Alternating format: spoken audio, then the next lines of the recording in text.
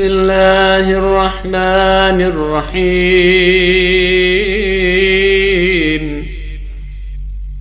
يا مفزعي عند كربتي، ويا غوثي عند شدتي، إليك فزعت وبك استغاثت،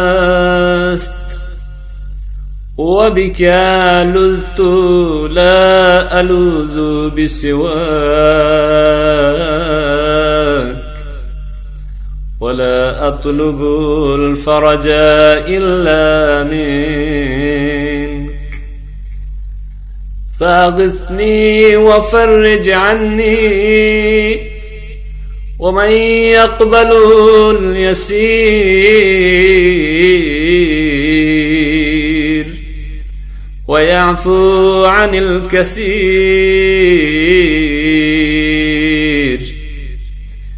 اقبل مني اليسير واعف عني الكثير، إنك أنت الغفور الرحيم.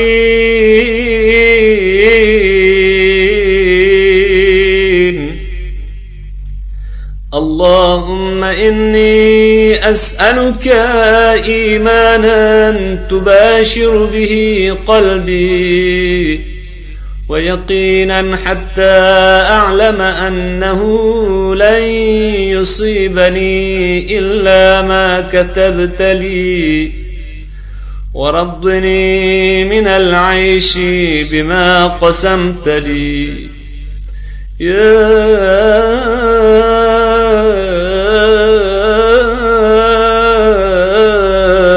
أرحم الراحمين. يا عدتي في كربتي، ويا صاحبي في شدتي، يا ولي في نعمتي، ويا غايتي في رغبتي. أنت الساتر عورتي، والآمن روعتي، والمقيل عثرتي، فاغفر لي خطيئتي،